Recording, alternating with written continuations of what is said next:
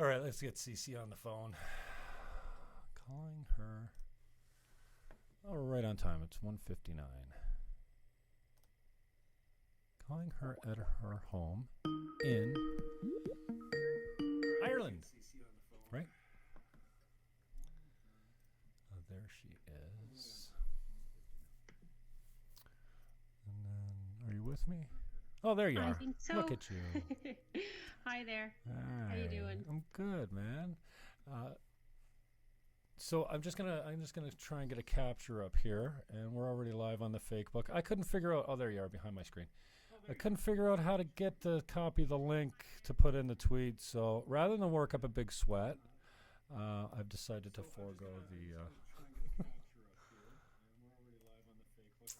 the link on Twitter. So it'll be up on YouTube later, and hopefully you can put it out there for your fans, and then maybe someone will see it and love it. Perfect. Okay, so I'm just going to go screen record here. It'll be up on YouTube later, and I got a little bit of a lag coming through. So, maybe I'm still playing here. 1 second. Sorry, Robin. No problem.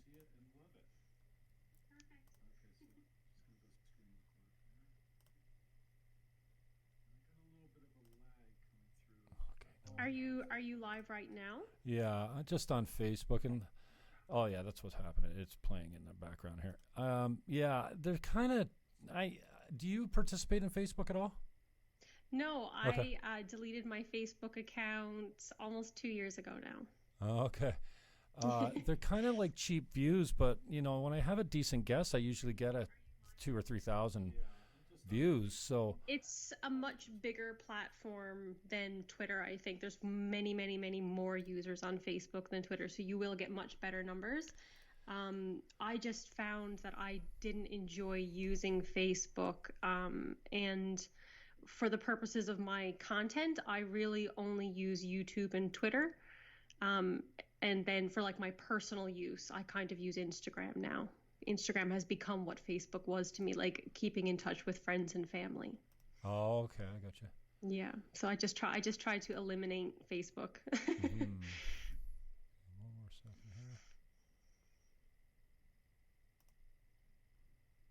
Do this right, and then drag and drop. Okay, start recording. So we'll have something of you anyway there. Mm-hmm. And so thank you very much for your time. CC Bucko on Twitter, or Critical Condition on YouTube. I think CC Bucko will show up on YouTube as well. Robin is the host of the show Girl Talk.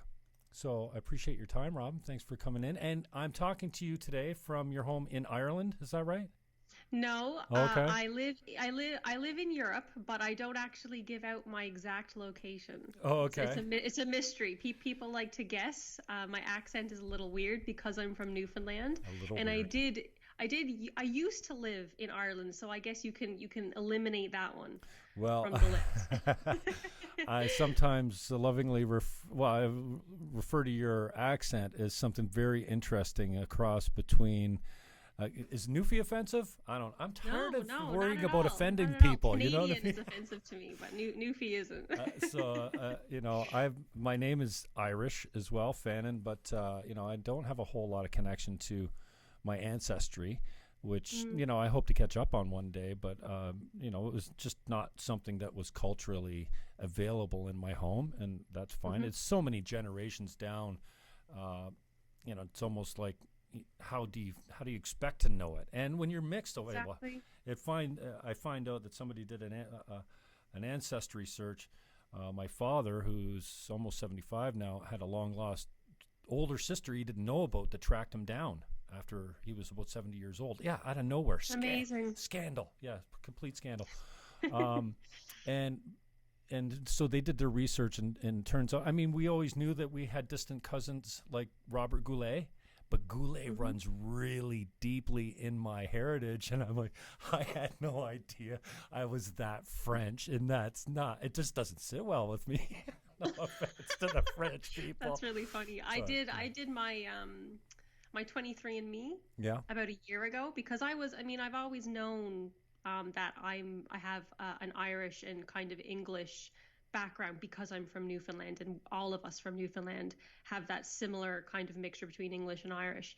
But just out of curiosity, because I didn't have much actual details about my family, I did the 23andMe, and I found out that I have I think it's 12% of my DNA is also French German, which was a big shock to me, to be honest, because I had always more identified with the Irish English side of things, but it's in there. It's in there. There's especially no when you it. say "but," it's really there when you say "but." So just start at the beginning, if you could, and tell us a little bit about where you started out, how you got here, and just give us a good primer and foundation on who you are. Okay, well, as we said, I'm a Newfie, and I was raised in Outport, Newfoundland, in a very tiny little dying fishing community, which now really just survives on tourism alone. And I was raised in a very Christian and conservative household, which at the time I found very restricting. And wanted to go explore the big wide world out there and get some adventure, growing up in such an isolated place for my entire life. And so I did that, and I ended up in Ontario for 5 years before I left Canada, and I did my liberal arts degree, and that was where I got my I call it my indoctrination, which I have since deprogrammed myself from having, but that was where I sort of got my liberal outlook on life. And that stuck with me for, the whole time I was in university. There was a very heavy liberal bias at my university. All my friends were liberal. And so this kind of, it made it even more difficult to relate to my family, because I felt like I knew everything. Right. And I had the new hip knowledge, and my parents and the grandparents were sort of stuck in the past. So I guess fast forward to around 2016, I'm living my liberal, millennial, carefree, live in the moment lifestyle, and quite directionless, pretty unhappy, to be honest, with where my life had brought me to that point. Not really taking responsibility for myself, running in circles that weren't a good influence on me, having a few addictive tendencies, which, I made excuses for. And the Donald Trump thing was kind of like, it woke me up out of a slumber that I was in, I guess, okay. Because it was shocking to me that this was happening to begin with. And I was surrounded by all liberals. They really disagreed with Trump. And so I obviously looked into some of the debates and stuff, and I found myself really enjoying his takes on things. And that was surprising to me. It was disorienting to me, and it pushed me back towards my family, because they got it, straight away. My father's an American, and he really loved Trump right from the beginning. So I began sort of revisiting conservatism from the perspective of various influences in my family, from my father, my grandparents, my mother, and then through this sort of alternative media community that I found on YouTube, which sort of opened my mind up to just a different way of looking at things that I had never been exposed to. And a critique of the liberal opinions that I had, that I found to be very cathartic. I felt like I was released from a lot of the ideas that I had gathered over the years and in university.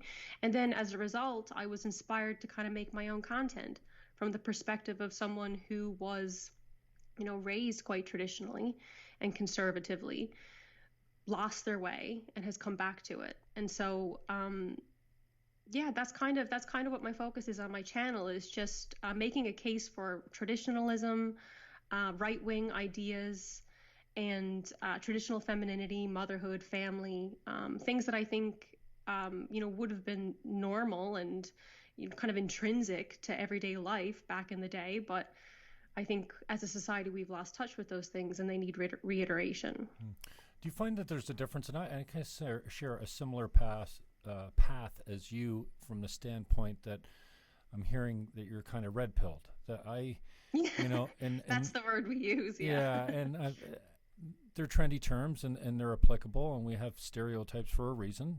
They're accurate, and I, in 1993, was introduced to the Green Party. I fell in line with their platform. It's very leftist. I'm still left on a lot of social issues, but I've changed my mind on important issues like abortion.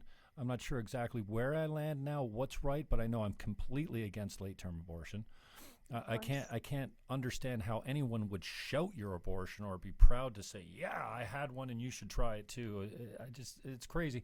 I made the comment the other day that here these activists are, these pro-abortionists or pro-choicers, and guaranteed they're out in front of Marineland protesting a freaking dolphin in a cage. Like, you can't have it both ways. And similarly on capital punishment, I don't know that I've completely reversed 180, but I kind of feel like no man has the right to take another man's life now. All life has intrinsic value. And maybe if you're a mass murderer, I'm not sure, but I'm just against just the concept of killing another human being. So, and I found it very, you called it disorienting. I'm traditionally a very loyal guy. I'm loyal to my woman, to my God, to my sports teams. Yes, and of I course. didn't know that I would feel so much pain coming off of what I once considered to be truth. Yes. And now I have I have to give myself some credit because I've grown. I think I've grown in wisdom, and I'm not 24 anymore. and I say all that to ask you the question: do you think there's a difference between someone like your father that's grown up traditionally conservative, and someone like us that's grown up? And I think we're born into left and right, men and women. There is science which says that it can be, sort of hereditary. Yeah, no, definitely that you're programmed in the big five. If you're into that kind of thing, and we can talk about your aspects and what you kind of. I'm off the charts: enthusiasm, creativity, and very low in politeness. You know what I mean? But I wonder if you see a difference, or logistically out there in the world, a difference between the people that grew up traditionally conservative and have never changed. And I think there's a lot less. What color is the pill when you go from conservative to liberal? I think that doesn't happen as much as the liberals are coming right. And the whole saying is, oh yeah, if you don't vote left, you have no heart when you're young, and when you're grown up, if you don't vote conservative, you've got no brain. I like that now because it kind of says speak to me as being super smart now, and I wasn't so much before. I have no problem saying, hey, I was young and idealistic, but I wonder if you see a difference in the people that have experienced this red pilling. Contrast that with people that just grew up conservative and stayed that way their whole time. I think if there is an element to like personality trait that would indicate someone who would be more likely to change their views, it would be openness. Or openness to experience, right? Those characteristics tend to be associated more with liberal types, right? Being open to ideas and that kind of thing. But as the left has become more and more authoritarian, people who are genuinely open-minded find themselves being a little bit uncomfortable with what the left has turned into and what it now represents. And so I think that there's a natural kind of pushing away of people who are genuinely open-minded from the left to what the radicals is now the conservatives, because the conservatives are the only ones who are actually advocating for true freedom of speech, right? And true openness of ideas and true debate in the public space. So I think that has a lot to do with it. Yeah, and I'm glad you said that because, I was a lefty because I felt like they were more, you come from the 60s, even into the 70s. The left seemed to be the one championing freedom of speech, and now you can't say those things because it's hateful, and someone's going to get their feelings hurt. And I'd really love to I've been watching too many Tim Pool videos lately, but it's just, it's enraging me from the standpoint that, one, I don't have any guns, but don't take my guns. And don't try and limit my speech. If we can just get clear on those things, I think I'd feel a lot better. But the left doesn't seem to be those championing two things those. are integrally tied as well, because if you don't have guns, how do you expect to defend your speech? You know, there's a reason why the First Amendment is speech, and then the second one is you know, to arm yourself. It's they relate to one another, in that your speech is automatically threatened if you have no means of self-defense. Great. Talk to me about what you see happening in the limiting of free speech, the big tech taking big swipes, you know, Alex Jones, and these guys have all been right. They're like, Alex Jones is only the first. And I was like, yeah, you think? And now we're seeing, you know, broad strokes of banning and count deactivations. Another one today of, you know, Black educational. Yeah. Yeah. I think what's really ironic about these waves of censorship is that they're done in an effort to de-radicalize the digital space, right? People make the argument that, you know, the youths are being radicalized. We're trying to prevent random acts of violence and this kind of stuff. We need to remove these sort of hate speech thought criminals from our platforms. And I don't think that it's necessarily nefarious. I don't think that they're lying that they think that they're doing that. But what I think is ironic is that I think that this will result in more radicalization of people, because when Jordan Peterson has a really good quote that he says, the alternative to negotiation is war. And if you take people out of the conversation, you make them feel like they have nowhere to go. Their voice isn't being heard. They feel like no one is representing the ideas or values that they hold dear. What do you think is going to happen to that person? They, of course, will be radicalized. So I think that this is going to be, I mean, the censorship issue is going to be, it's going to get much, much worse. You know, I think that we're going to see, right, what they're doing with the larger accounts is they're paving the way to do a wide sweeping censorship, I think, of all the little accounts afterwards. Because if they start with the little accounts, that builds momentum, right? And then they have the big guys up there that can support them and, you know, bring awareness to this. But if they take all the big guys out first and no one says anything, you know, and they get away with it, it's, you know, a matter of, you know, pushing a button essentially, and all the other little guys are gone too. So I think we need to move to alternative platforms. I think people need to start setting up their BitChute accounts, their Gab accounts, their Telegram channels, and prepare for the worst, personally. Amen. I just looked into BitChute today, but I mean, I've got 400 videos on YouTube. That's not easy just to transfer over. I'm sure they don't have it just an easy transfer button. You have to get them down. You have to transfer them, move them over, upload them all again. I mean, and as much as I'm tied to Google, I find Gmail to be crazy easy. YouTube is, you know, where I get all my information now. I very rarely listen to my traditional terrestrial radio talk show, my AM talk show that I wouldn't leave the dial or the website from streaming that show 9 to 12 every day.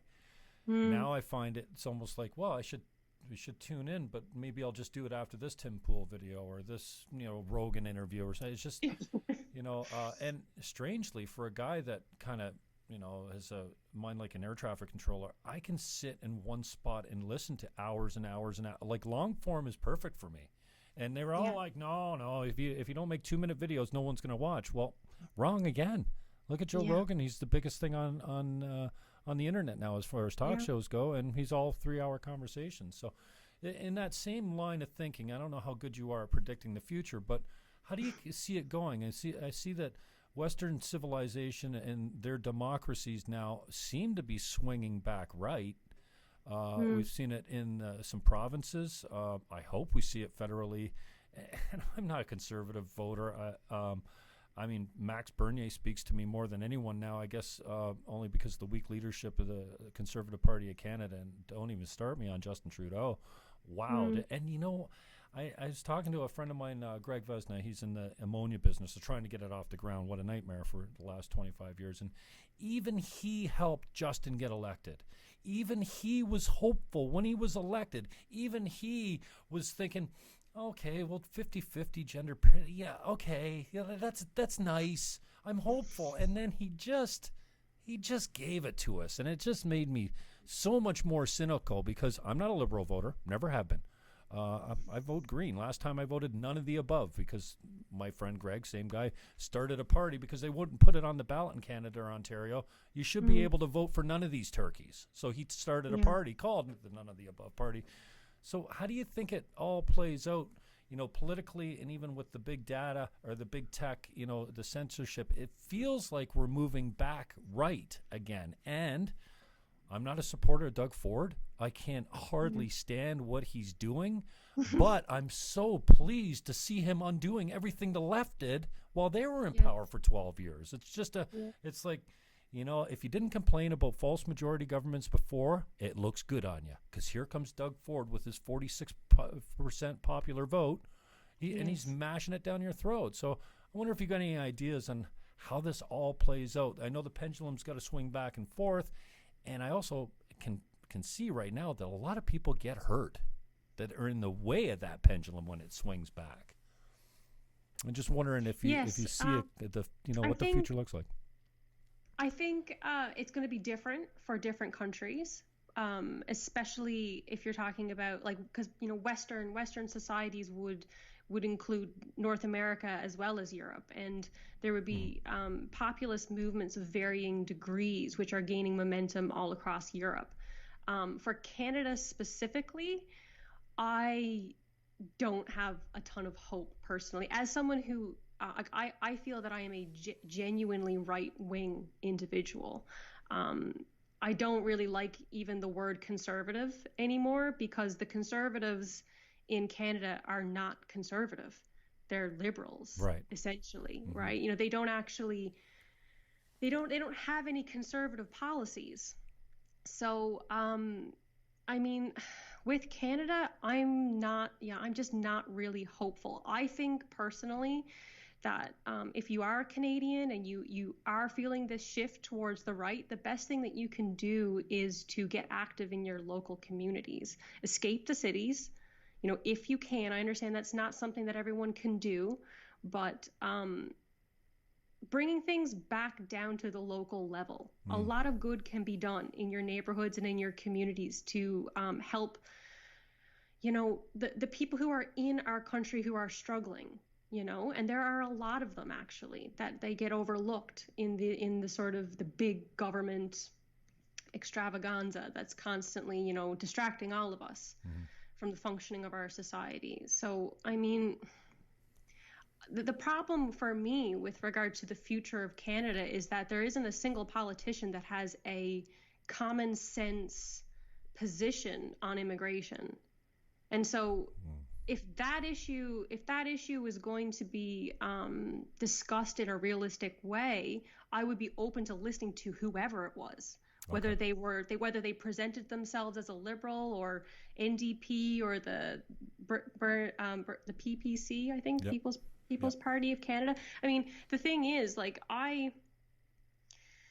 I'm not quite as loyal, I guess, as you are with regard to which party I'm voting for. Well, I find myself less and less loyal these days, I'll tell you. And Max Bernier, I think, has got a strong position on immigration. I don't know how detailed it is, but he's the only one saying, we can't do this anymore. We need a number with regard to the immigration, right? How many are we talking a year? And I think the lowest number I've heard from any Canadian politician is upwards of 300,000, maybe a little bit less than 300,000. That to me is too much. When we have veterans on the street, we have tons of immigrants and refugees which currently need quite a lot of assistance already in our country. Taking in more is irresponsible because not only can we not provide them with the care that they need, we can't provide our own people with the care that they need. To me, the immigration issue is I'm kind of a one-issue voter at this point. Okay. Well, how do you resolve that with the argument that these people come into our country, they're only on our social services for a couple of years before they're in fact paying taxes and being productive members of society as well? We're not having babies anymore. Based on my knowledge, and now maybe I shouldn't make claims because I haven't looked at these studies and these reports in a long time, but I'm pretty sure you can go to the Government of Canada website and look at the difference in percentages of people who would be visible minorities and immigrants. And you can see who is and who isn't on welfare, basically. And there is a lot of them. There is a lot of them. And the thing is, like, I'm all for helping people in need, but that's not what the welfare system is for. You know, people pay into the welfare system over generations. You know, it doesn't make sense to have someone come in, be here for 2 years, and then be availing of the taxes that have been paid by families who built this country. You know what I mean? I hear that argument all the time. I'm 65, paid into social, old age, whatever we call it, CCP, my whole life. And these guys walk across the border illegally if they feel like it, and they're getting more money instantly than I get on an old age security pension after paying into it for 65 years. I mean, I don't know how to counter that argument. I've given you a couple ideas. The truth is that the elites don't care about these people. The lie that the people who are importing these underprivileged refugees and economic migrants into Canada do not actually care about them. They're importing their voter base.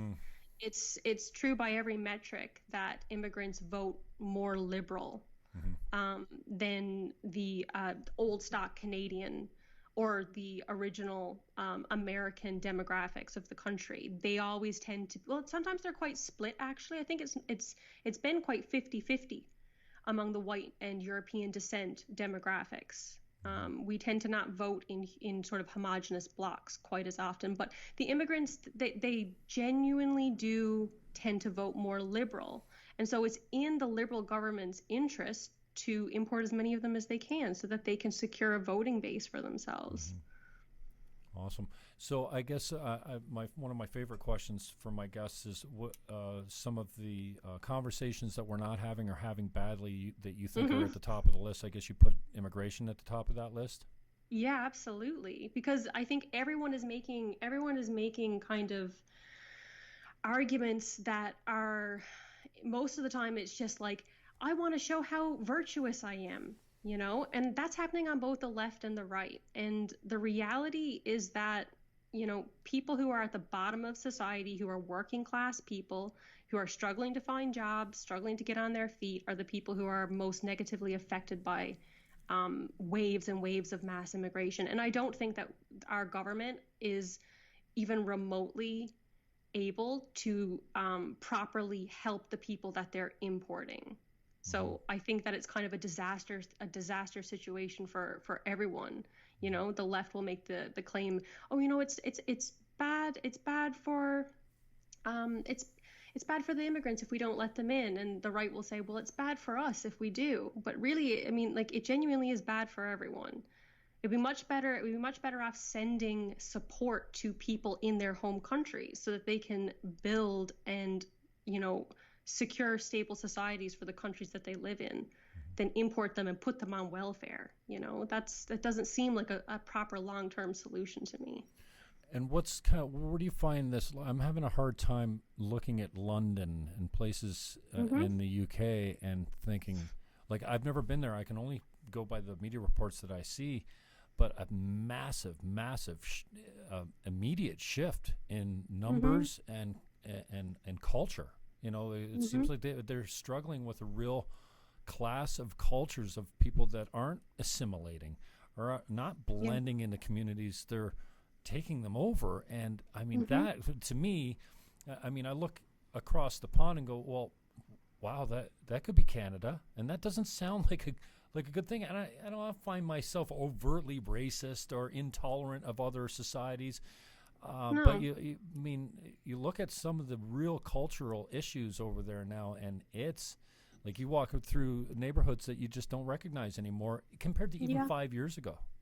Yeah, child marriages are on the rise in the UK right now. Female genital mutilation is on the rise right now in the UK. Stabbings are on the rise in London right now. There's a ton of tension right now between the LGBT community and the Muslim community, which tend to be, very, very devoted Muslims, people who are less, less moderate or westernized Muslims, tend to be kind of homophobic. If you look at a lot of like very extreme Islamic countries, they tend to be very, very violent and hateful towards people who are in the LGBT community. And the LGBT community is attempting to get, sex ed programs which deconstruct gender and normalize those sorts of things in the minds of children, which I actually don't agree with personally. I don't think that children should be learning these things in school. I think those are conversations for parents and kids to be having.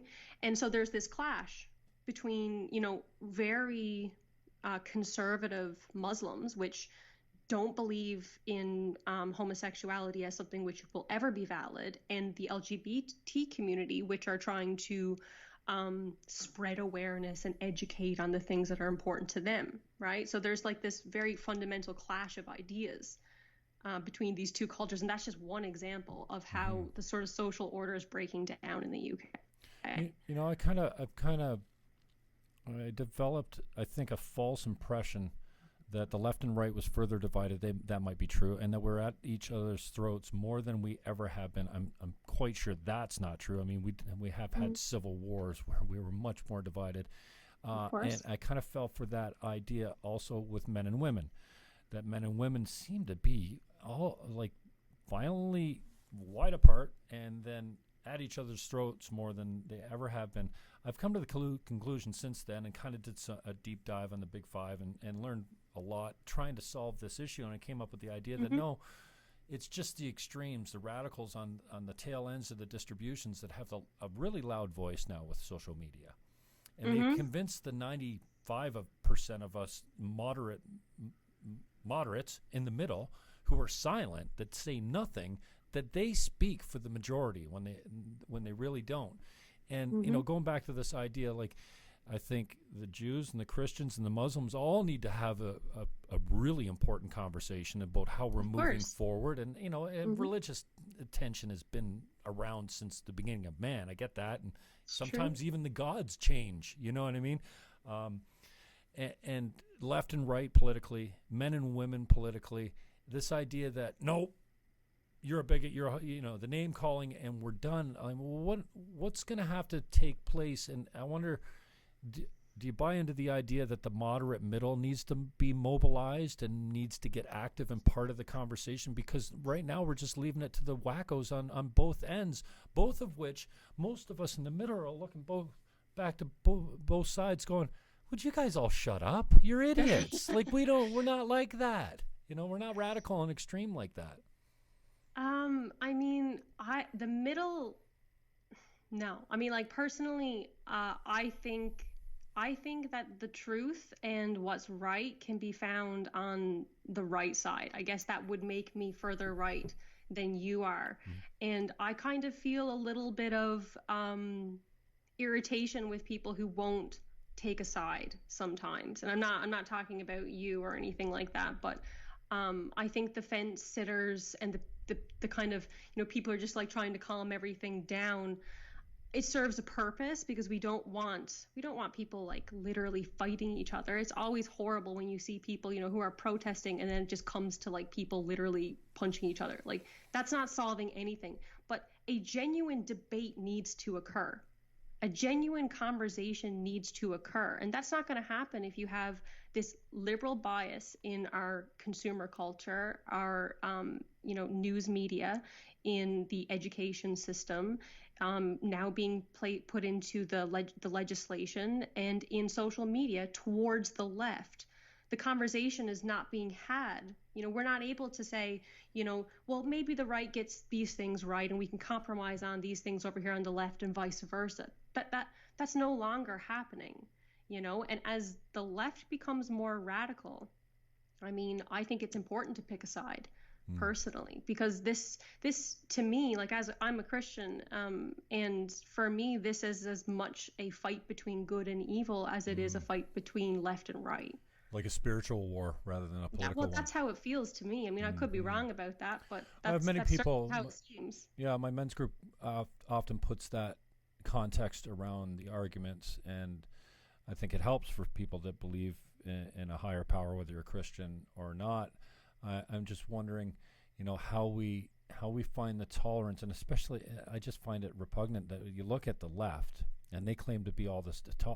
They're not tolerant at all. They're dressed in black with masks on their face, marching in the street, beating people up. I mean, I know you can find, instances where the right has been violent too, but most, like when the left does it, it's nasty.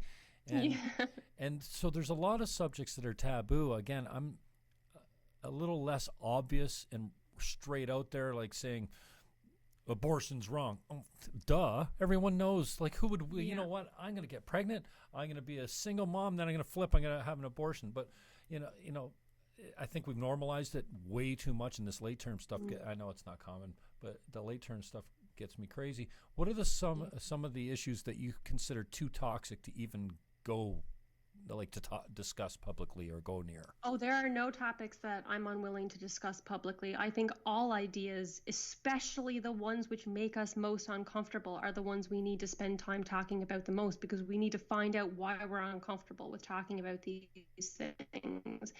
If we let things lie under the surface, society will continue to rise in tension, like a pressure cooker, until we do actually see violence in our streets. That's not acceptable to me. I don't want people to be feeling like their views aren't being represented and being heard, because, as I said before, this is what radicalizes people, and if someone has bad ideas that aren't based in reality, ideas that are genuinely hateful or hurtful to some people, it's important that that person is able to speak, not only so that we can identify them and keep an eye on them, but so that we can prove them wrong, in the public space, so that they don't seek underground social networks where they can become more extreme or more radicalized, and more sort of ostracized from, regular everyday people and what they believe. So, I mean, there's literally nothing that I won't discuss. And if I don't know, then I'll say I don't know. I have no problem saying that I don't know something. Yeah, there's no sense getting into a all ideas deserve to be spoken about, Yeah, there's certainly no, point in getting into a discussion where you're unarmed as far as knowledge goes. And that's kind of, exactly. I have a take on the Middle East, but I'm certainly not going to venture into that. But I don't have. Well, no, neither do I. I don't, solutions, because I genuinely don't know. It's a very complicated issue. And it kind of, I've watched almost everything that Peterson did in his early work, because I'm really interested in the psychology of the human mind. And the Big Five answered a lot of questions for me. And I very rarely see him avoid a question, except on the Jewish question, when it was a very specific question. I didn't find it hateful. The guy was very respectful. He says, I appreciate your work. You've changed my life, but this, and this, and what do you got to say? And he walked back and forth on the stage many times before he just said, you know what? I can't do it. Or I won't do it. I think he said he couldn't do it at the time. And usually, I've watched enough Jordan Peterson to know that sometimes he's just not emotionally prepared to take that on. And I get that. He's on the stage. Like, I can't blame him for saying no. But it seemed, and I think I saw your reaction to it, and I know that you were, I think, more of a fan in the early days going through his stuff than you have become. I'll always be grateful to him. Yeah. I mean, that's where the handle comes from, is it not? Yeah. Yes, he's so welcome.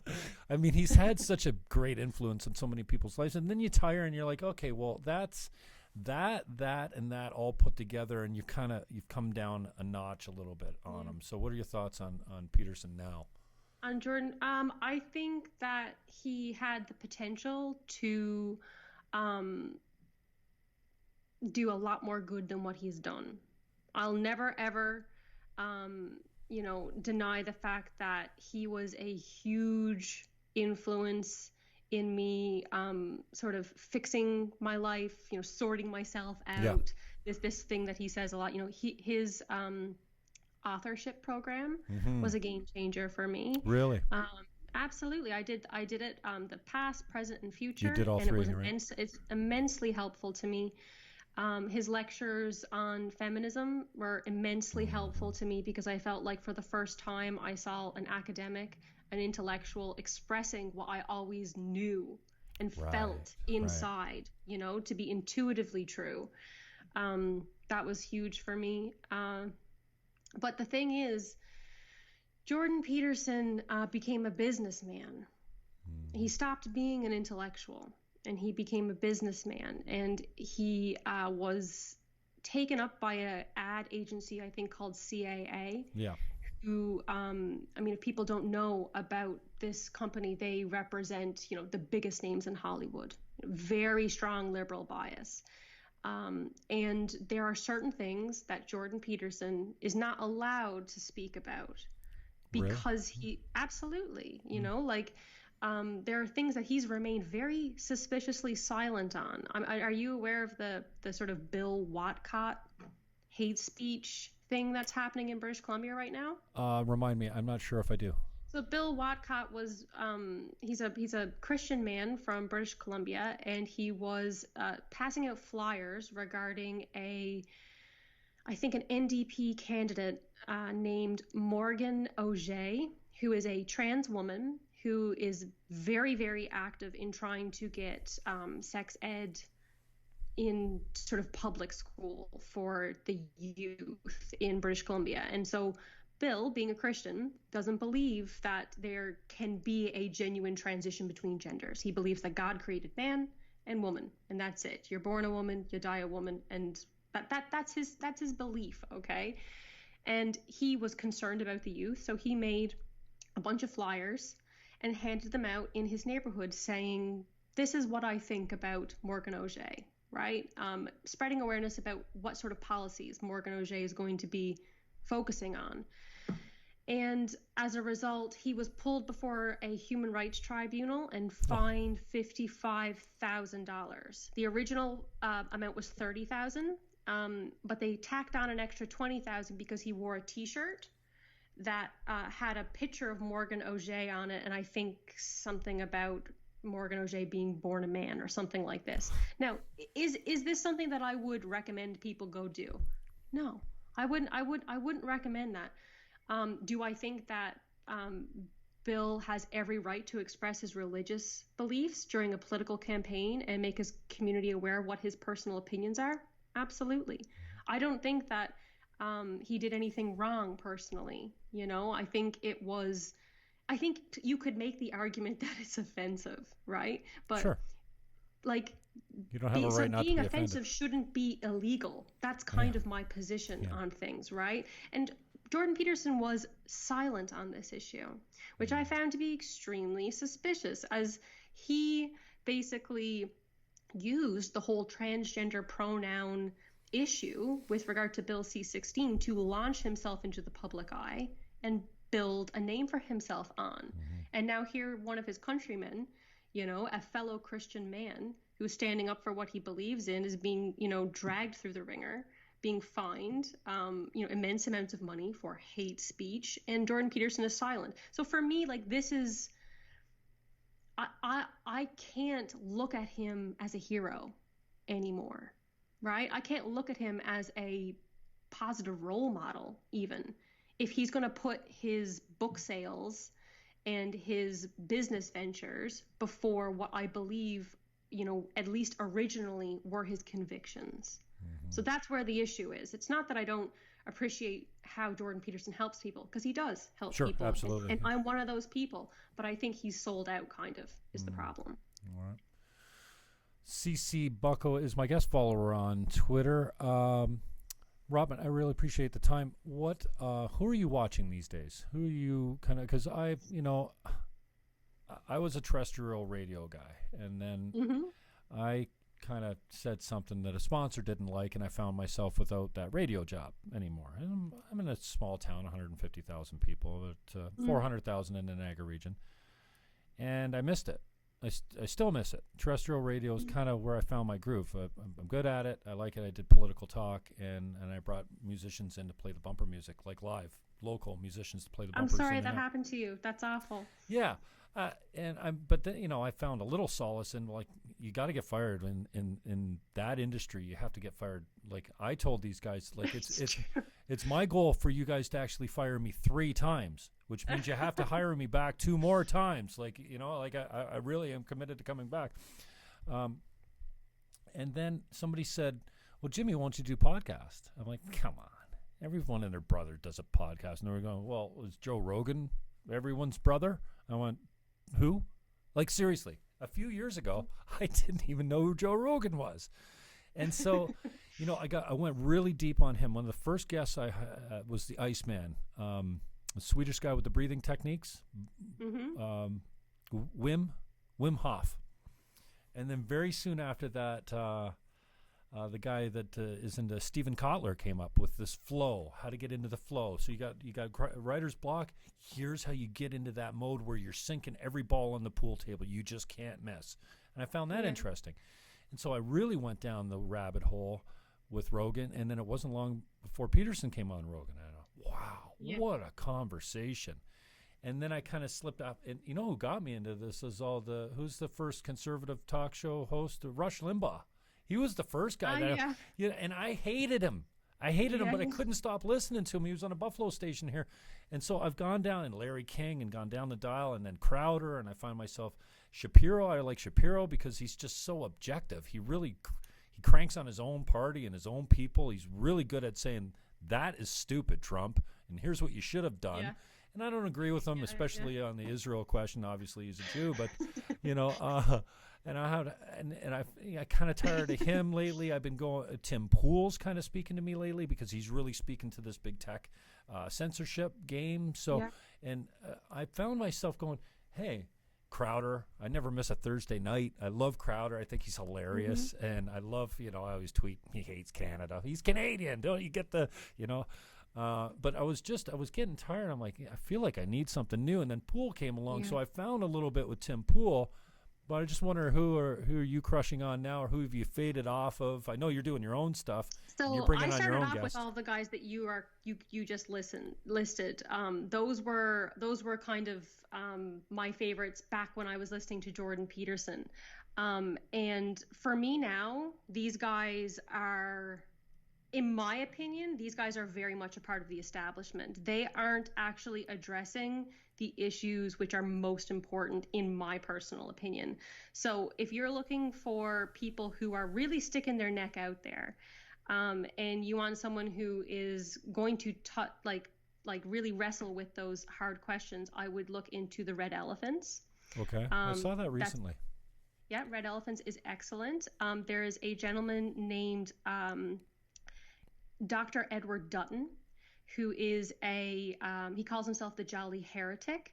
He's on YouTube. He is a professor who has been kind of ostracized from the scientific community for exploring things about race, about IQ, about gender. And he really doesn't care about what your opinion is of the findings of the studies that he does. He really is just, he fetishizes the truth. That's all he cares about. And so he's willing to have his reputation sort of slandered so that he can talk about the things that he's interested in. And I found his work very funny and very interesting. So I would check out him. There is a gentleman who has a channel called Black Pilled. Devin Stack is his name. He primarily does propaganda analysis. So he takes, old Hollywood movies as well as new movies and TV shows, and he does these very intricate breakdowns of the sort of social engineering and social programming that goes into propaganda and relates it to what we're experiencing today in modern life. And his exposés are some of the best on YouTube, in my opinion. He's got I think he's got 200,000 subscribers right now. He's a big account, but he's shadow banned, so you won't bump into him. He's not going to be recommended to you if you're watching Stephen Crowder and Ben Shapiro. Okay. He's more edgy. Who else is really good? I like to watch a lot of women lately because I'm doing my Girl Talk series. If there are any ladies watching who are right wing, or you're a mom, or you're into traditional femininity, Brave the World is an excellent YouTube channel. Lacey Lynn is a traditional Christian woman who's homeschooling, does lots of videos about that. I feel like I'm forgetting someone really important. Let me prod you a little bit. Owen Benjamin lost his freaking mind, or did he just get to a point where he thought, screw everyone, I'm going to speak what I think is truth, and I'm going to scream it, because I like him. I thought he was hilarious. I love Owen Benjamin. Before he started just going anti-Jew everything with the wizardry and stuff like that, I'm like, I love his wife. I saw you called her out the other day as to invite her on the show, Amy.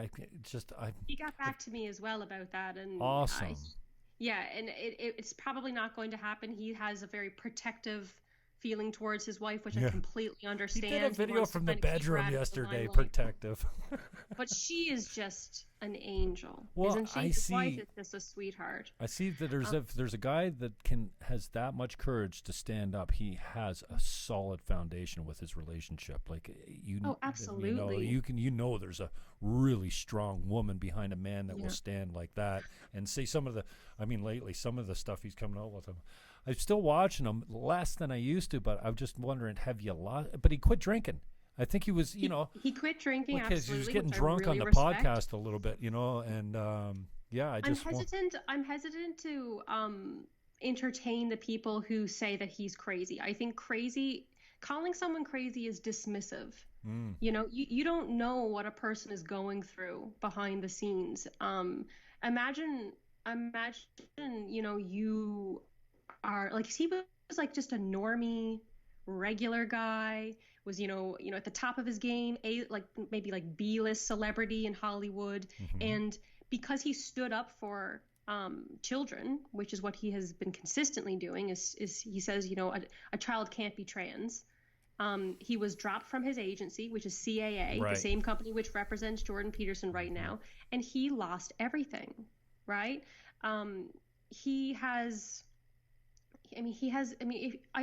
You can say that, but it's so difficult to try and understand what that will do to someone psychologically, Amen. And I think that I think he's been hurt. He's been deeply hurt by this world, this cruel, evil world. And he has an immense amount of responsibility, and he has an immense amount of he takes that responsibility on. He feels the weight of trying to protect his family so deeply. He's a very emotional person, right? And I don't mean that in a derogatory sense. He just feels deeply. And so, I think too, a regular person who, can sit in the comfort of their own home, feel safe, feel secure, go to work, Monday to Friday. Yeah, he might look a little erratic, but he's not crazy. He actually says more true things than majority of the people out there, and he is funny. I think he's really funny because he's willing to say whatever comes into his head. You can say whatever you will and have an opinion about Owen Benjamin, but you can't deny that he's genuine. Oh no, absolutely. He is authentic as it comes, and I've got a lot of room for people like that, and I can imagine sitting down with them, over what would have been a beer, and just having the time. Like it'd be like sitting. I'm not comparing the two, but I'd love to have a beer with Alex Jones. I think he's wildly entertaining and intelligent, and just his brain is like it's I don't know how it fits in his head. And he is a little bit on the extremes on some of the stuff. They're turning the frogs gay. I know they always use that as a chemtrails and all that kind of stuff.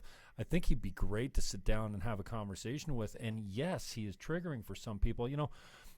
I was with a couple of my Green Party friends a couple years ago. In 2006, I marched in the Pride Parade. Now they're talking about straight Pride Parade, and the left is melting down. I'm happy I'm heterosexual. I love my woman. I mean, there should be nothing wrong with saying that. Anyways, on the trans thing, I honestly verbalized to these girls, friends of mine from many years of being in the Green Party. They're not green anymore. Lots of people come and go for the Green Party. That I felt that forcing an 8-year-old into transition therapy and ruining their natural puberty was child abuse. I still feel like that. You can't get a tattoo until you're 16, but you can change your like, you can sterilize yourself. yeah. And they were like, I said, child abuse. They're like, easy, Fannon, easy. Like, don't lose your mind. I still feel that way. And I wonder how these tolerant lefties can get behind something that seems so dangerous, especially when you look at the rate of desisting. Like, many of these people grow out of this. And, Yes. you know, we've all heard the horror stories. I don't want to use the extreme stories all the time of the idea that, you know, your kid comes up to you while he's 5 or 7 years old and says, I want to be a girl. And that if you don't take him immediately to a psychiatrist or to a specialist that trains in transition, that you could lose your child. That's child abuse for not playing because they want to put a dress on one day. Like, I can't see how we can move this conversation forward when, you know, no uterus, no opinion. Well, you don't, like, no, I wouldn't wish that on. You can't. These ideas have become mainstream. They've become a law in some countries, especially like Canada. And for people like myself, who is moving towards family life, the only option that I feel I have personally is to homeschool my children and to network with Christian people who are of like mind and have a very small network of people, and just, you know, back away slowly from the decline, you know, because the way the left is manipulating society has a genuine momentum behind it because it's backed by the corporations, right? You're not going to stop that with reasonable discussions on the internet. Try how we might. We can do it till the wheels fall off, and they will fall off. And I don't think that we should stop, you know, until all of our options are taken from us. But if you're talking about, you know, the real culture war, you know, that we use that word, the culture war, unless you're willing to get involved in local politics, you know, we have a trajectory and we're moving towards it swiftly. So if you don't like where this is heading, find a place that's rural, get out of the city, plant some potatoes, get some chickens, go to church, and hope for the best. That's what I'm doing anyway. Awesome. Now, I think I heard you say tradcon the other. Is that a derogatory way of saying traditional conservative? I think it is used as a okay.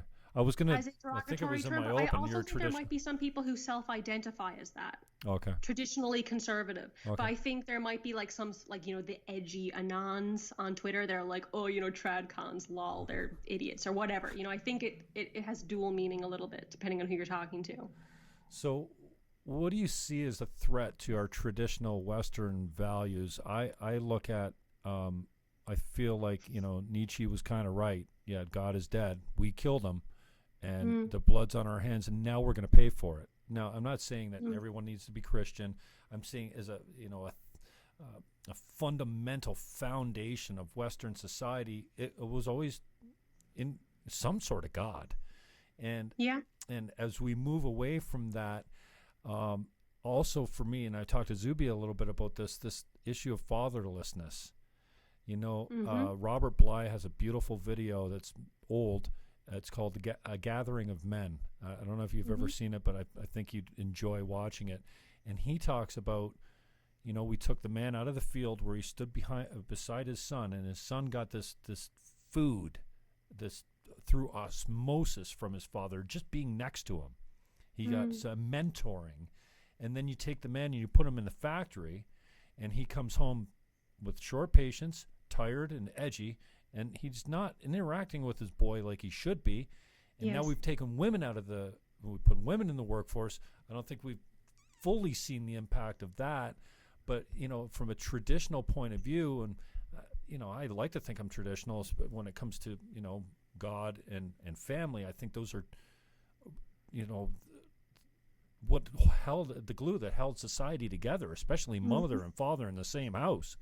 And now we're seeing a rate of, you know, fatherlessness in the States and the black communities upwards of 80%. Well, who do you think's going to mentor them? So they're being mentored by gangs rather than the elders, good people that care about them. You know, I wonder about your thoughts on the impact of that. Well, it's devastating, the effect that rampant sort of atheism and this kind of new age woo woo kind of what's it called? Um, it's like a mysticism, that you get among the hippie types and the yoga teachers and the pot smokers and this kind of a thing. Like this is sort of what's replacing politics, and that is what's replacing what traditional religion, the role that held, I think, in society for a really long time. And I'm not super hopeful about where we're headed with regard to that, but I do, based on what I observe on the internet. And now the internet can never really be a perfect litmus test for what's happening in the real world, because there are tons and tons of people that, are just living their lives. They're not aware of what's going on in alt media or anything. But there is this kind of shift back towards God. And I made a video about this called The God Pill. Which is the antidote to the black pill. What's the black pilling again? The black pill means that you have a sense of hopelessness. So you take the red pill, you see what is happening in the world, right? Then you want to kill yourself. And then because of that, you get black pilled, which means that you're just like nihilistic, like what is happening? It's over, right? And so the antidote to this nihilistic hopelessness that many of us feel after we've woken up to the state of our societies is God. And this is a shift that's happening among the youth right now. You see tons and tons of young men who are converting to Catholicism. And now I'm not personally a Catholic myself, I'm an Anglican, but I think that there is a kind of movement by the church for people who are fed up with this kind of meaninglessness in their lives. And the thing is, I don't go to church just because it's good for me, even though it is good for me. I go to church because I believe in God, and I believe the good guys win in the end. And so I think that there will be a drawback to the church in God's time. I think it's a part of God's plan to, have because there is a play to existence, and I think that in order to really establish the meaning of the church and how valuable it is to us as a society and as individuals, we need to be reminded of what happens when we lose touch with that, And so the world is the devil's playground. And it maybe will be for another couple hundred years. We don't know, right? This war between good and evil, between traditionalism and modernism, has been going on for a very long time, and it will probably outlive all of us. But it's important that we do our part. We don't give up hope. We trust our gut, because God speaks to us all the time. When you have a feeling that something just isn't right in your belly, you should trust that feeling. And I'm hopeful that even if I don't see a shift back to the church, and even if I don't see the kind of society that I wish we had, in my lifetime, that's what's going to happen in the end. So I appreciate your thoughts on seeing as though you're traditional. I appreciate your thoughts on how you measure men and women. What is the, especially men, what is the measure of a good man? Sorry? Opinions when it comes to gender. What's that? I have very politically incorrect opinions when it comes to gender. All right. I don't think that my opinions are without nuance. Like I accept that some people will not fit into the mold, but based on the studies that I have seen, men are, they on average, right? Men are more intelligent than women. There is also a larger degree of variety in IQ among men than in women. So you have men some men will have like 160 IQ, right? And then some men have really, really, really low IQs, like 60 or like 80 or something, And there's a wide range of variety. You have more people in the middle part, right? And their average is higher than the average of women's. And then they have these a lot of geniuses, right? And the feminists would have you believe that there are no female geniuses because of patriarchy. Right? No, that's not true. It's a biology thing, right? Yeah, it's a drive women thing. on average tend to not have as much variation on the ends of the bell curve, right? And we're more huddled towards the middle, and our average is lower than men, right? So there's that biological difference between men and women, which I mean, when you're talking about brains and intelligence, there is a lot of debate going on, even in the scientific community about whether these things can be trusted and whether or not IQ is a valid form of measurement for intelligence and this kind of stuff. But I do think that more so, our bodies, our physicality is just obviously different, right? Our endocrine systems are different. Everything about us in terms of how we think, our strength abilities, our hormone levels, our reproductive roles, they're different, right? We are different. And the men have an advantage. They tend to be smarter. They tend to be stronger. They don't have to carry babies inside their bodies for nine months and give birth to them, which can be very traumatic. And take care of them for 15 years. And feed it, exactly. Like, yeah, it's not fair, ladies, okay? Like, I know it seems like, God has it out for us and he's picking on us and we got the short end of the stick, but it is what it is. Accept your role with grace and dignity. Do it with your head held high. There's no shame in carrying burden. It's what makes women so strong and so emotionally open and available. We have our own strengths, right? We are deeply empathetic creatures.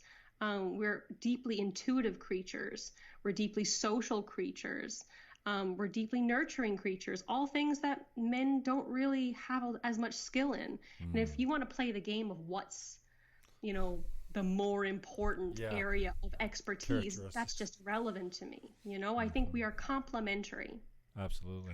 In many ways. And the differences we should accept and just get over it. Yeah, it sucks. If you don't want to have a baby, there are immense amount of options. I'm glad you said that. You don't have to do that gestational work if you don't want to. But I mean, women are designed to have babies, and they think like they were designed to have babies. Men, I think, being in a loyal, committed relationship, I think men were designed to impregnate everyone around them. I think it's almost a construct of society that, this is how we do. I don't think we're like geese. You mate once and you're together forever. You're just locked in this happy matrimony. It takes a lot of work to be loyal to your woman, to not think, down at this green grass over there, I didn't see that before. So I just interested in your idea of measurement, the character. Like, what do you look for in men and women? Like, what do you put highest on the list? Is integrity, obviously, communication. I don't know. Where would you... When you're like if I was going to be like talking about like a mate or a friend. Yeah, first that, and then also on the other side for women. Yeah. Okay, so if I'm looking for a mate personally, because I want a traditional setup where I can be a mom, because I want that, shock horror, I want to be a mom. I want to be a stay-at-home mom. I want to be a homeschooling mom. So I need a man who is a provider, who wants to provide, who's not going to feel resentment because he is providing for me. I want a man who takes pride in that ability to look after his wife and his children and let her fulfill the domestic role to the best of her ability. That's number one. That's before looks. That's before intelligence. That's before anything.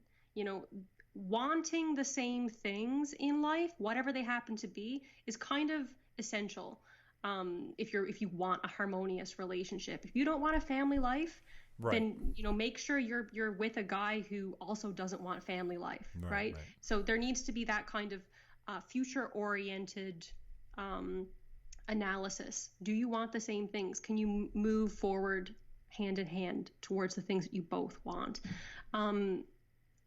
Also, I think this is something that you really only find out about a man with time, but aggression and testosterone levels can predict whether or not someone is going to be a violent individual or not, right? And so you want to know how a man fights, right? Does he play fair? Is he going to get violent? Is he willing to listen to you? Is he going to dismiss everything that you're saying because you're just a woman, right? There's this stereotype, I think, that right-wing and masculine men, that they hate women and they think they're all stupid and they just don't listen to them. It's not true. there's a great degree of respect. And you see that like very easily when you watch like Owen Benjamin interact with his wife. He honors her, right? So you want a man who's going to honor you and accept his role as the head of the household. And for me personally, he has to be a Christian. You can tell a lot about a person whether or not they're going to go to church with you. And for me, it's like this safety net, because it's not like he would just be betraying me if he were to cheat on me or to lie to me or to steal from me or to hurt me. He would be betraying his God, which is far deeper punishment. And I think that, you know, to both of you be in the relationship and to be honoring each other and to be honoring God simultaneously generally provides for a very harmonious and happy relationship. I think for men, if you're looking for a woman who you want to be your wife, shyness can be a good indicator of, you know, not being the kind of girl who engages in promiscuous sexual relations with like lots and lots of men. You know, like a girl who sleeps with you on the first date. Like, sorry to let you know, but if she sleeps with you on the first date, she has done it before. She probably will do it again. So if you want a girl who is, you know, has self-respect, carries herself with dignity, how she interacts with you will give you a lot of information about how she interacts with other men and has interacted with other men. And it's kind of similar. Like, is she going to respect you? Is she going to honor you and appeal to your authority in the household? You know, or is she going to be bossing you around all of the time and expecting like this, everything equal, always equal? Well, you know, I did this chore, and you only did this chore and this chore. You know, keeping tabs. This is a very womanly thing that women do. It's not, you know, women and feminists have this sort of competitive feeling, I think, between themselves and their men. And this can translate into the relationship. Men don't want a woman who's going to compete with you, right? They want a man who's going to compliment you. So also, like, does she cook? Is she one of these women who's like, I don't cook, and then thinks that's like a personality trait? Yeah. Like, it's like, I'm always late. No. Well, not with me or not. My battery's quite low. Do you want to keep talking for a bit longer? Because I might just plug my computer in just in case. Yeah, we can wrap up. How much you got? I think. Yeah, I need to plug it in. It says it's going to go to sleep if I don't plug it in. Let me just grab my my charger. 1 second, okay? No problem.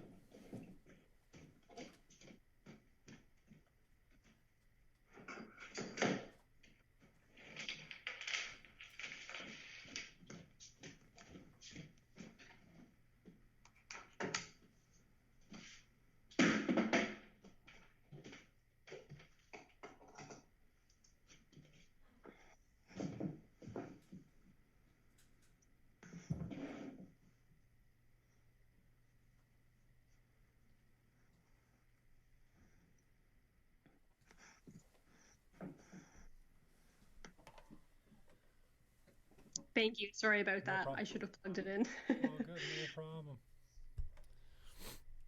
CC Bucko. Hey, what lengths do you go to protect? I notice you don't use your name very often. Yeah. Your first name. Yeah. Well, I understand your last name, like, for obvious reasons. My accounts have always been, you know, when I had a show and stuff like that, and, you know, a stage name is not something I was interested in. And for heaven's sakes, drop the idea of rebranding. Don't rename yourself. I'll never be able to find you, CC Bucko. No, I jumped in on your tweet months ago, and you're thinking about rebranding. I'm like, never rebrand. It's a bad idea. You've done so much work to brand yourself the way you have. Stick with it. You're right. You're right. It's just, it's like, I guess the thing is, when I started this, I never expected to be able to build a following. I was just doing it because I wanted to find people who were like me, who were going through what I was going through at the time. And I felt like I was in a state of critical condition, right? Because I was going through this weird political shift. Right.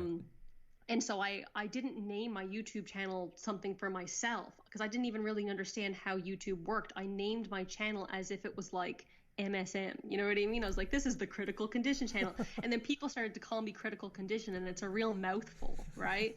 I'm just like, oh no. You're just so now CC to people me. are calling me critical condition. And then I have to use CC Bucko as the alternative. And CC Bucko is just like, has this Peterson anchor to it, which annoys me. And it's just like, sometimes it gets to me because I don't like it. And maybe someday I will just name dox myself and just be like, change my @ and my channel name and my Twitter account to my real name. I might just do that. Like I've considered it a couple times, but I'm holding off to see, if my channels will even be around for much longer. But I think you're right. I think a rebrand would be unwise and kind of naive because people don't really care at the end of the day what your account is. It's just an identifier. Right. Yeah. A little bit more about you. Where do you find yourself on the Big Five scale? I am like 98% extroverted. Me too. I am like, I'm in the high 90s on most of them. I have like this really sort of extreme result in my personality. So I'm very, very open-minded, very, very extroverted, very, very high in compassion. Yeah. I'm moderately high in neuroticism. Oh, you are? Okay. Yeah. That's just like being a woman. Like. Yeah, I think so. Yeah, but don't say that in public. That'll get. And people usually hear that as, oh, you're calling me neurotic. No, neuroticism as a mental character trait is different than being. These people take themselves. Pardon? Yeah, people take themselves too seriously. People take themselves too seriously. Really, I mean, like if you can't laugh at yourself, like you're just missing out on like one of the greatest joys of existence. I feel like. But I'm high in neuroticism because I'm high in withdrawal. I'm low in volatility, which is a predictor of like, aggression and stuff, but I'm high in withdrawal, which means that if I'm hurt emotionally or if something happens to me which affects my neuroticism, it takes me longer than the average person to recover. Right? It takes me a little bit longer. So that makes me a little more neurotic and I tend to overthink things a little bit. I'm also, I think there was a couple different degrees of openness too. Right. Because it's not just openness, it's openness to ideas and it's openness to experience. Right. And I'm very open in both realms. Okay. And that's like obvious. I'm obviously open to ideas because that's what I like to talk about on the internet. And in terms of experience, I've lived this is the 4th country, including Canada, that I've lived in my life. I've traveled all over the world. I've experienced all different cultures for long periods of time. I love trying new things. There's basically no food you could put in front of me aside from maybe like dog that I wouldn't try, know? So like that's kind of my personality, my personality actually predicts liberalness. Yeah. I think it's really just that I was raised as a Christian and as a conservative person, that I maybe inherited those qualities from my parents, and then the environmental influence on top of that kind of solidified it for me. And conscientiousness, you both middle of the road in that, or? I am 67% in conscientiousness. Okay, that's good. So yeah. A little bit lower than I think I would have wanted, but it's something that I've actually been trying to improve. And I think that conscientiousness is something that's not so set in stone. No, you right? can improve on that for sure by putting yourself into a routine, getting up every day at the same time, and a schedule. Exactly. And I have been working on that to try and make myself a little more conscientious. Yeah, I'm lowest in politeness. Hard to believe. Oh, I'm very high in politeness too, which is agreeableness. I'm very high in agreeableness. Really? Yeah. Yeah, no, I'm both middle of the road. Pathologically high in agreeableness. Pathologically. Awesome. What's next for you? What are you up to other than the show? So my focus right now is talking. So I guess talking with women on my Girl Talk series. I believe that there's a little bit of a gap in the market. I don't mean like economically, I just mean the content's not out there. that's kind of like for right-wing women by right-wing women, you know, because the right wing tends to be a little bit of a boys club. The guys are like, you know, e-girls, like stay away, e-girls. What's the e-girl? I've been seeing this in relation to Ashley Sinclair and stuff. Internet girls. Oh, okay, They're just being mean, kind of. Now, there are a lot of women actually, which like genuinely do take advantage of their role sometimes in the movement, and they tend to like sort of sell out the movement for personal gain. And so the guys in the movement genuinely do have a justified distrust, I think. But for those of us, I think, in the movement who, you know, we just want to be good role models for younger women. We want to make a case for nationalism. We want to make a case for Christianity. We want to make a case for traditionalism. And we want to do that in a feminine way. So I think that I want to kind of build this little gender segregated space where women can talk about womanly things. We can talk about what's important to us from our perspective. And then the guys don't have to feel like we're stepping on their toes or, you know, getting involved in these sort of political leadership positions, which I don't really think women tend to thrive in anyway, which I know is another shock horror opinion that I have about women. Wow. They don't really do great in political positions of leadership. That's just my opinion. And so we should just force them there with quotas and make sure that they're represented because it's all about your genitalia. Come on. Yeah, exactly. Yeah, we need more estrogen in the political sphere, said no one ever. I mean, the idea is sound as far as, you know, I used to fall into this camp. If we had a little bit more compassion in politics, i.e. the feminine influence, then the world would be a better place. But you can't force people into careers and jobs that they're just not cut out for. And that's okay.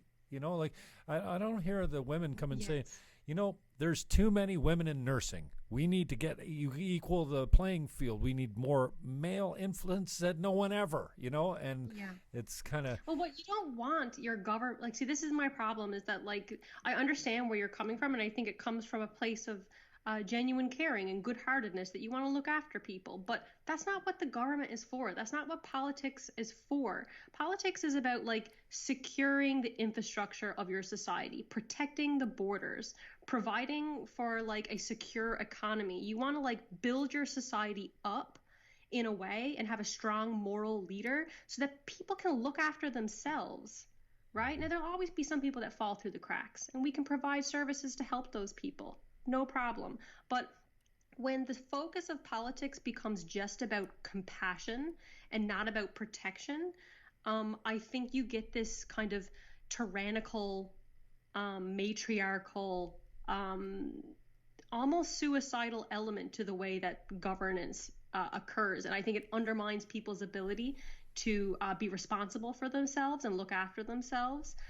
And feel empowered by overcoming whatever struggles that they may face in their lives. Yeah, personal responsibility seems to be lacking more than ever nowadays. You know, and you know, we talked about this earlier. Oh, I'm always late, or you know, there's no integrity in being late. Zuby was late the other day for an interview. Shot me a quick DM and said, "Bro, I'm running late," and I'm like, "Thank you."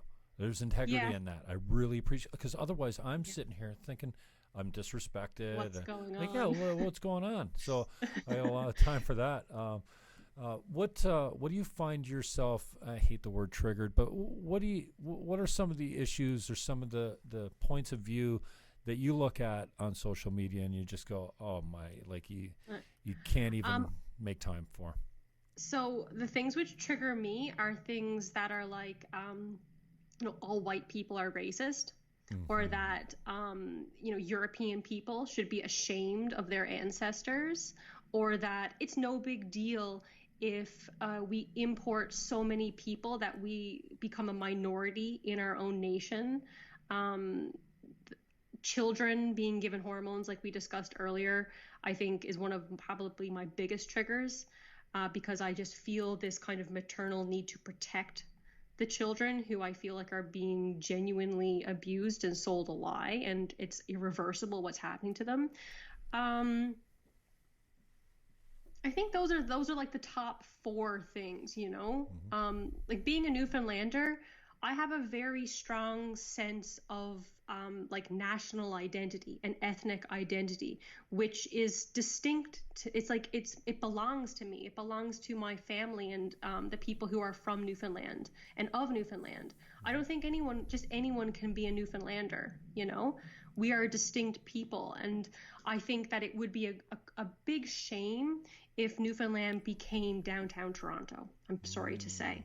I think downtown Toronto has its place in the world. No one's trying to take downtown Toronto away from anyone, but we don't want the whole world to look like downtown Toronto, you know? And I think that for the people out there who say, anyone can be Swedish, anyone can be British, anyone can be German. I just think it's not true, and I think it undermines the ethnic identities of European people, and I hate that. It makes me really upset when I hear that, because I wouldn't say that, like, it would be awesome if a bunch of foreigners went into South Korea, for example, and overwhelmed that population and changed the culture forever. That would be devastating loss to the world to lose that distinct culture. Why can't we afford that same compassion to European people? Why is Europe the only place on earth that has to endure multiculturalism and the death of their, original ways of life? Because we wouldn't push it on any other place. The left would never push it on Africa or South America or Asia, but it does seem to be okay to do it when it comes to Europe, and that really upsets me because it's just like a blatant contradiction. Mm-hmm. What do you take the most guff for out there on social media when you take a stand on something? What do you get the most blowback from? I troll a lot with. Thanks for saying that. I stepped into the troll pool. I've been getting better at it because there's a real technique to trolling, and if you don't know what trolling means, I guess that's just you make a statement that's designed to provoke a reaction, a predictable reaction from the other side. And I kind of trolled, not that I'm not trolling her personally, but AOC I find to be a caricature more than anything. And, there's a space for everyone in politics, but this leftist madness has got me crazy. So I trolled her the other day, and it happened to be on the Jon Stewart video that she quote tweeted. And and this is not original. I thought it was original at one point, but I had to go back into Twitter and search the term, this Alexandria occasionally coherent thing. And that's all I said. Please tell us more. And I put that name down and spelled occasionally wrong with 2 S's. Wow. I think my ratio is still okay because I've got 210 likes versus 150 or 60 hate comments on, take the Canadian flag out of your, shut up. This is why nobody wants to F you. Don't let your mother know you're an incel. Like, it just, and I'm proud of myself because, it hurts a little bit more when my neighbor, the guy I like, goes on my Twitter account and likes a post that says you're a complete idiot. Because I like my neighbor, but these people, I have no idea who they are. But I'm like, ooh, and the interaction, like, I don't have a channel even close to yours, either on YouTube or Twitter. There's great honor in being ratioed, to be honest. Because like, I know what you mean, like how you kind of get this sense of relief if more people support what you say than you get a reaction out of. But if you're genuinely trolling and you genuinely don't give a hoot, what happens, and you're just like planting this seed and then backing away from the chaos, you want to be ratioed, because if you get ratioed, that means that you've upset tons and tons and tons and tons of people. I like to just like drop a little women are property and then mute the conversation. All women should submit to their husbands and then mute the conversation. Appreciate both of those tweets I did appreciate both those tweets very much. And it's amazing because as you're getting ratioed, I've never had, and again, my channel and my Twitter account are near the size of yours, and I know there's much bigger ones than yours and stuff out there, but for the first time, they're like, don't at me. Now I get it, because for almost, a good 48 hours, it didn't stop. Every time it was 20 notifications. That's why I mute. Yeah. Because it can be a little bit like, I don't really care what you have to say. I just wanted to have some fun. But then with this simple trolling and having fun, I've never had so many people come and check out my profile. I know they're coming. The profile clicks are like, I mean, I've never seen anything like it on my channel. Like usually you get, 1%. This was like. That's why trolling pays. Appreciate that. It brings awareness to you, because there were 250 people. I'd say that probably between 30 and 40% of the people that liked your tweet were probably people that were new to your account, and then maybe 20% of those people may have followed you as a result. So it's worth it. Like, it actually, in terms of like the economics of follows, it's worth it to like die on a hill for a good troll. Yeah, I very rarely get that, and I actually a couple of weeks ago I was considering maybe they deleted that from the analytics, because I very rarely ever see anyone that followed me from this tweet. Or followed me from this reply. I think would work as well. But you're right. There's ways to go. You can like everyone that, or add everyone that liked your post. And I'm fascinated by social media, and I'm honestly, I've given up on Facebook. I think it's passe. Even hi, Facebook. Sorry. It's cheap views. People are cut in and out. You get one view for somebody that stayed on 6 seconds. It's not a real good measurement. And I like the analytics on YouTube. I've grown the YouTube channel over the last maybe 6 or 8 months. I went from no followers or 50 followers to what I've got now is just over 100. And somebody said to me, hey, you know how many accounts out there have no followers? 100 is it's a milestone. I'm like, who are you kidding, right? So, but I'm fascinated by how you build it. I committed Twittercide about 2 years ago. I was following 2,800 people. My feed was a absolute mess. And then I found this Google Chrome extension that said it would take everyone that I was following and reduce them to 0. And excellent. I clicked on it. It worked. I came back from my shower. I was following no one. The problem was I lost 800 followers over the next few months. So now, but I'm fascinated how you keep them, how you get them, and hey, I'm a realtor. I should probably do more real estate and less interviews so I can, keep the show going and whatnot. But I'm fascinated by how you build it. I know Instagram's, I've given up on that as well. But I'm still You have to pick an audience. Yeah. You have to pick an audience, and you have to speak to that audience. You have to make content for the audience you want, not the audience you have. Interesting. And just on the way out, do you have any other tips on social media or YouTube or anything like that on creating followers? So for me, networking has been huge, now, how doing interviews. How does the networking look outside of interviews and like showing up to business after 5 at the chamber or something like that and say, hey, check out my channel? you can schedule tweets. So if you looked at my feed, it would look like I was on Twitter all day, every day. But I'm not actually online all of the time. I schedule tweets so that, there is a constant kind of bump of information that's coming from my account onto my followers' feed. And so, I will spend a certain amount of time on Twitter, then, responding to people who need responding to, blocking people who need to be blocked, because I love the block function. You do, eh? It's one of my favorite functions of Twitter, to be honest. Oh, I take so much pride in I'm not going to block you. I'm going to make you block me. Because I'm a bigger man. The thing is, I'm afraid that I'm going to get my account suspended for something stupid all the time because I do troll. So if anyone gives me the wrong impression, like they're kind of a jerk, or maybe they're a liberal who, is like they're trying to be a reporter, because there are a lot of accounts out there that just like they go on Twitter to report people that they disagree with. I just block as a security kind of thing. And then also like people who are just like they're just being rude, and they're not doing it in a funny way. Like, I'm okay if you make fun of me and it's funny, like I'll even like it, sometimes I'll even retweet it. But if you're just like being a jerk and you're being rude and you just seem like a nasty person, that's it. You're blocked. Like, it's a privilege to view my content. My content is excellent, in my opinion. I think I have good tweets.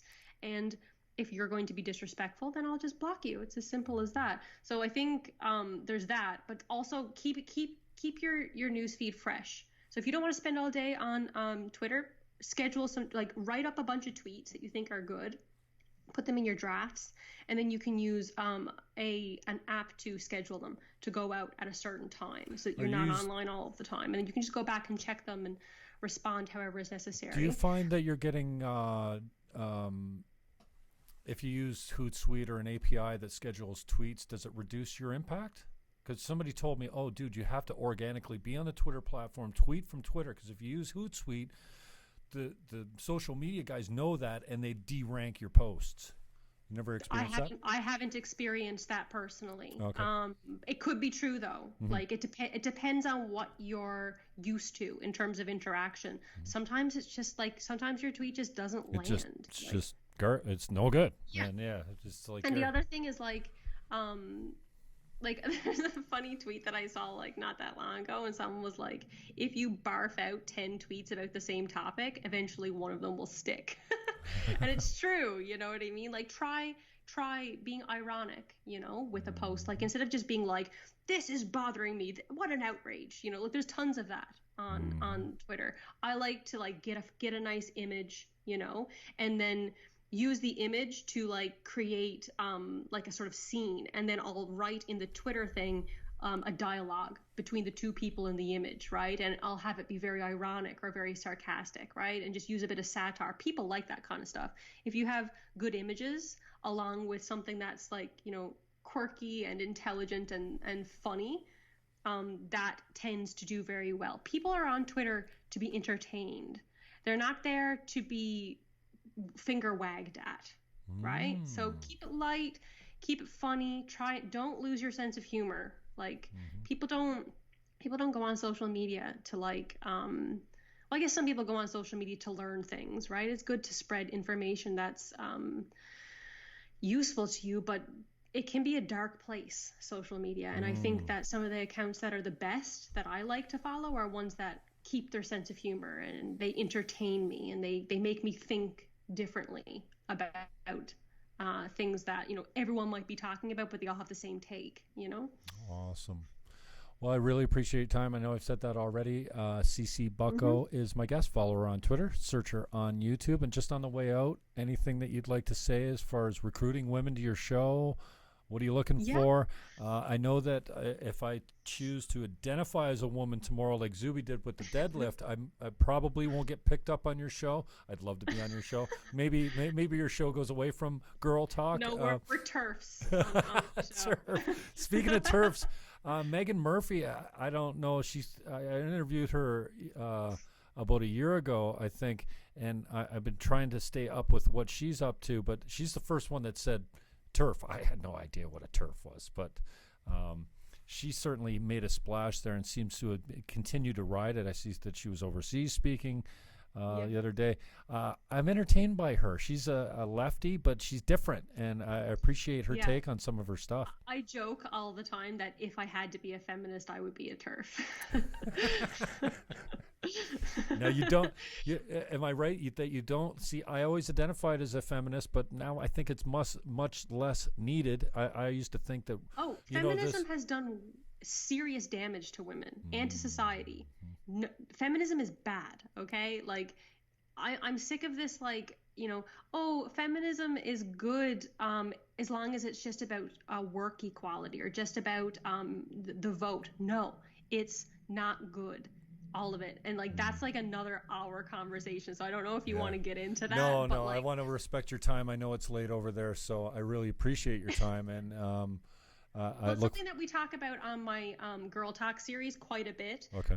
How, you know, the family unit, like women got to vote when their husbands would vote because they would vote as a family. You know what I mean? Like that's how women should vote. So the women who get a vote are the ones who have the right morals and the right choose the right lifestyle in that they become mothers and wives.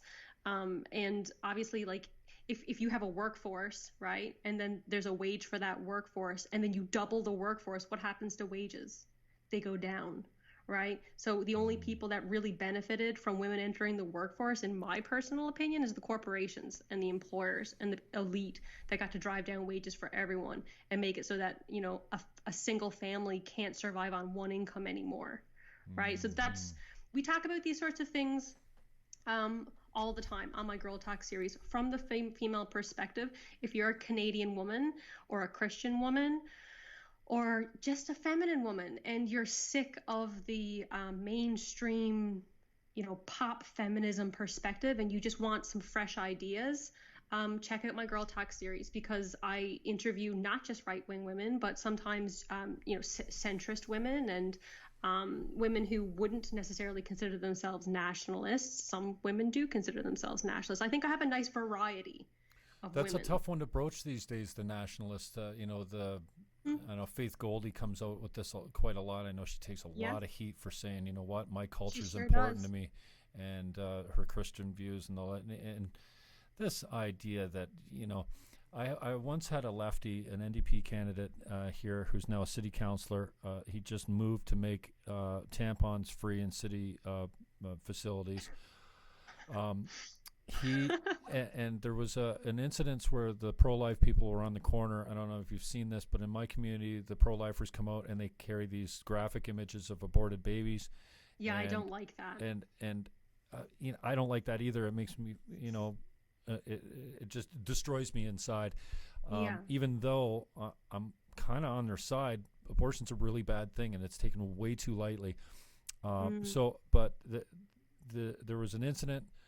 A man approached these people and kicked their signs and booted and broke all their signs up. Well, that's assault, right? Yeah. So I'm in stand favor. For property too. I stand for free speech far more than I stand for anything else. So if these guys want to bring their signs out, they have all the right to do that. Do I agree with it? It's probably not the tactic I would take. And I spoke out, and my now counselor told me that I said, so free speech over assault for me, because I don't think he should have assaulted. That's a crime. They weren't committing a crime, and he labeled me a woman hater because I'm not fond of abortion, and I'm like this is where it always breaks down for me. You can't think about how twisted that is. That's so twisted though. Like, think about the logic of that you have to support women's, like, the business enterprise of women having abortions to be in support of women. That's just the most, like, demonic thing in the entire world. Like, it's not the thing about abortion is that I think both sides kind of get some things right and some things wrong. Yeah, their extreme arguments on both sides are ridiculous. I would agree with that. There really are. And there are some circumstances where I think that an early term abortion, which is not paid for by the government, I think women should be responsible for paying for their own abortions. I also think like early in the term, first term abortion would be another regulation. I think I think it is fair to call it a form of healthcare. If the child is going to have severe disabilities, is going to be living in suffering for its entire life, right? Some women are saints, and they say, I'm willing to make that child's life as, comfortable as possible for as long as possible. I'm taking that burden on, let them do that. But if there are women out there who believe that bringing a child into this world so they can look after it while it's living in suffering is not the best option for their family, they should be able to take that option, I think, as long as they're responsible about it and they do it early in the term and they pay for it themselves. There's also the element of, like, ectopic pregnancies, which are life-threatening. These pregnancies, they get sort of stuck in the fallopian tube, right. And if the baby develops there, the woman can be made infertile. That's a healthcare issue, right? And the procedure is very similar to an abortion when it's not ectopic, when they remove that. Also, like, 1 in 5 pregnancies end in miscarriage, and the procedure that we call abortion, a DNC, is technically the same procedure for evacuating a miscarriage pregnancy, which the body cannot release itself, right? So it's literally the same the same procedure. So there is this kind of, like, there is this gray area that I think the right miss out on, because they're like, it's not healthcare to kill babies. And it's like, well, that's not the argument that I think everyone on the left is making. There are some, complications with various types of pregnancies where a woman who is responsible and goes to the doctor early enough can deal with it through the medical sector, and I think that that's fine. I don't think that's a moral issue.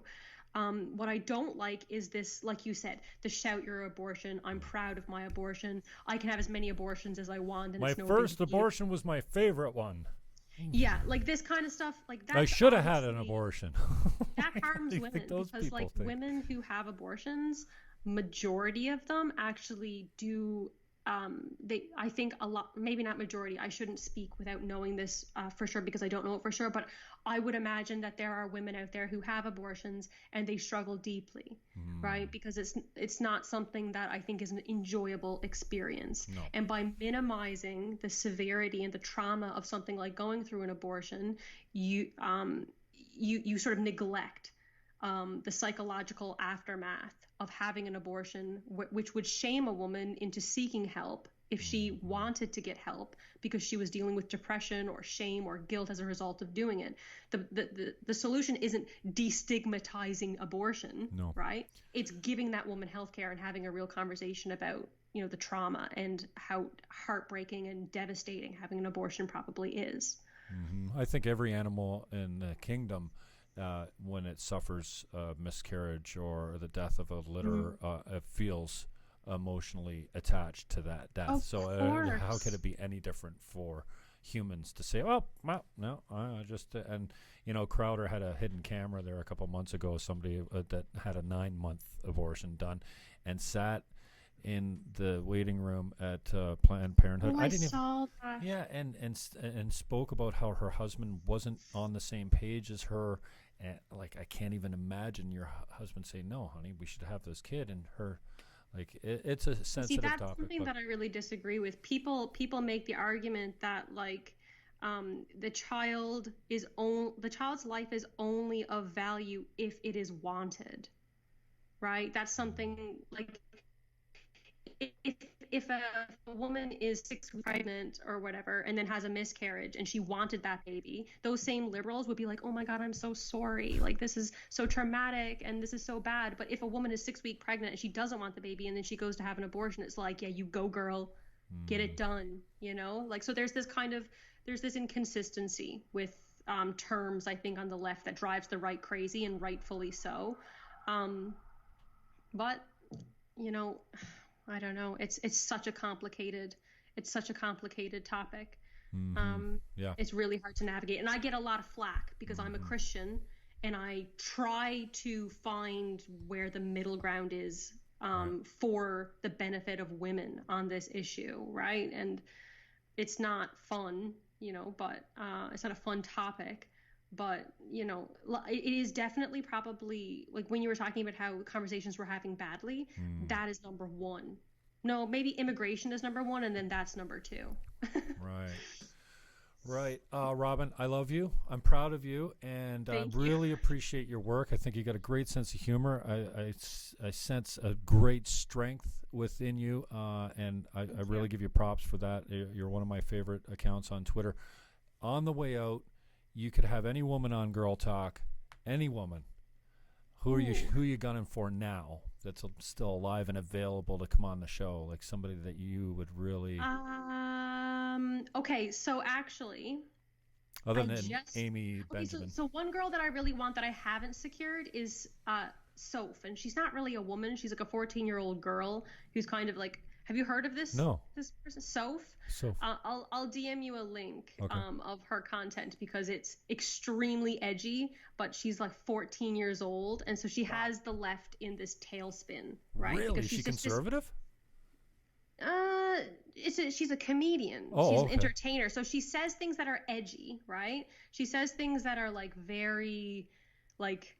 They'll catch you off guard because she's just this little tiny 14-year-old girl. Cool. And she's being attacked by grown men who are journalists in the mainstream media. So I want I would love to talk to her, but I haven't made contact with her yet. Someone who I really want to have contact that I just have made contact with that you can watch out for is Lindsay Shepherd. She's going to be on my my podcast in the next couple weeks, which I'm really excited about. You tell her I said hello. I've been chasing her as well. I know she just had a baby, but you know what? If you don't want to come on the show, just say, I don't want to do your show. Don't give me all kinds of excuses. I'm still going to chase her. Lindsay, I love you too. What a champion she has been for, just what seemed, maybe I got it all wrong.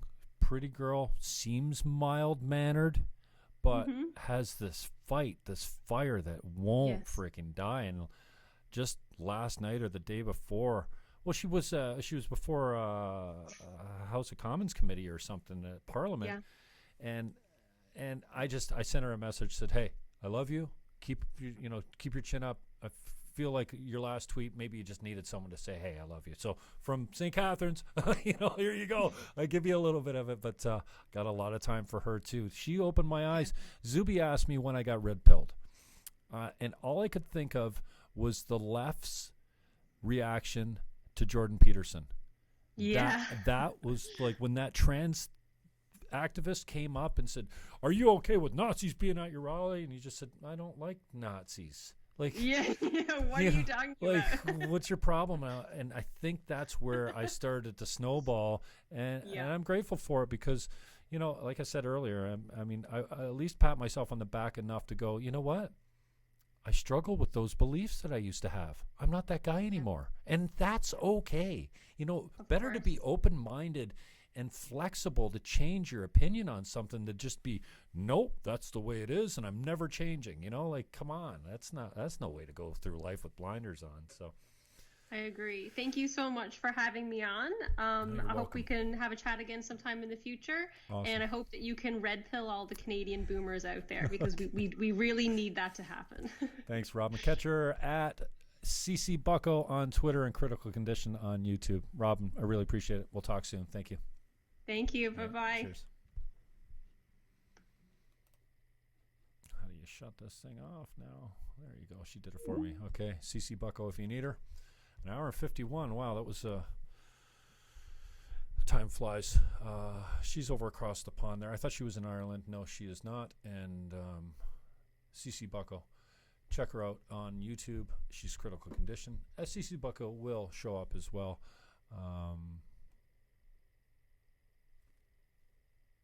Check it out. And give us a like if you're watching on YouTube. Like, subscribe, comment, hit the notification bell. Visit rockourtown.ca if you want to listen to all Niagara music commercial free. And touch us up at Team Niagara if you want to sell your shack. We're on Facebook. We're on Instagram. We're on Pinterest. I don't post much on Pinterest. Visit the Commission Coach, thecommissioncoach.com. If you're selling your house and you think that a lower commission will make you more money, wrong. If you're an agent that's using a discount commission on your selling broker or your co-op, take a look at yourself, shake yourself. You're doing it backwards. Offer a little bit more commission, and maybe your sellers will get a little bit more money. Check you soon. Thank you, Facebook. I'm out.